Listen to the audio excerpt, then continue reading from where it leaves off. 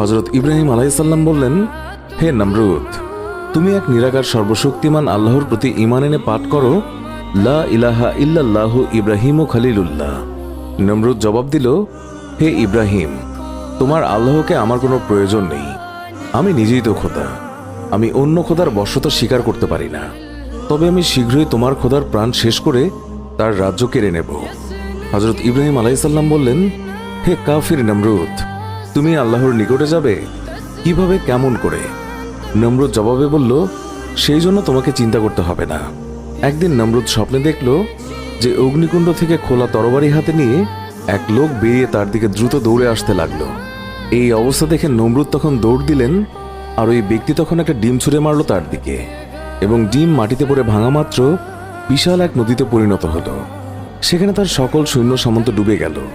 কেবল তিনিও তার 3 জন সঙ্গী জীবিত ছিলেন। আবার দেখলেন ওই নদী পুনরায়